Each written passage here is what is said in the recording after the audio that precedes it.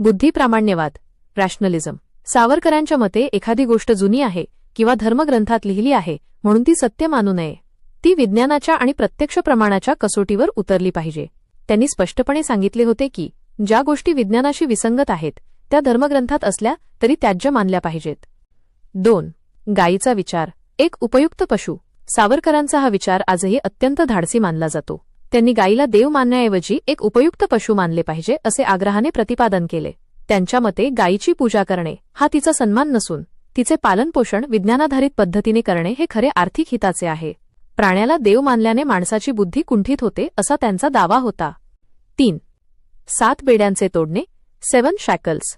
हिंदू समाजातील अंधश्रद्धा आणि मागासलेपण दूर करण्यासाठी त्यांनी 7 बेड्या तोडण्याचे आवाहन केले होते. त्यातील बहुतांश बेड्या या विज्ञानाच्या आणि समतेच्या तत्वावर आधारित होत्या. 1. वेदोक्त बंदी, वेदांचा अभ्यास सर्वांना खुला असावा. 2. व्यवसाय बंदी, जातीवरून नव्हे तर कौशल्यावर आधारित व्यवसाय असावा. 3. स्पर्शबंदी, अस्पृश्यता हा विज्ञानाला आणि मानवतेला न पटणारा कलंक आहे. 4. सिंधुबंदी, समुद्र पर्यटन केल्याने धर्मभ्रष्ट होत नाही, उलट जगाचे ज्ञान मिळते. 5. शुद्धीबंदी, धर्मांतरित झालेल्यांना पुन्हा स्वधर्मात घेण्यास विरोध नसावा. 6. रोटीबंदी, सर्वांसोबत सहभोजन करणे शास्त्रीयदृष्ट्या चुकीचे नाही. 7. बेटीबंदी, आंतरजातीय विवाहांना संमती देऊन वंशशुद्धीच्या भ्रमातून बाहेर पडणे. 4. यंत्रयुगाचं स्वागत, गांधीजींच्या चरखा आणि ग्रामोद्योग संकल्पनेच्या उलट सावरकर मोठ्या कारखान्यांचे आणि यंत्रांचे पुरस्कर्ते होते. ते म्हणायचे की यंत्र हे माणसाचे गुलाम असले पाहिजे. भारताला जर जागतिक महासत्ता बनायचे असेल तर आधुनिक शस्त्रास्त्रे, जहाजे आणि विमानांची निर्मिती करणे आवश्यक आहे, जे केवळ विज्ञानामुळे शक्य आहे. 5. प्रत्यक्षनिष्ठ ज्ञान, सावरकरांनी विज्ञानाची विभागणी 2 भागात केली होती. 1. ऐहिक विज्ञान, जे आपल्याला जगातील भौतिक प्रगतीसाठी आवश्यक आहे. 2.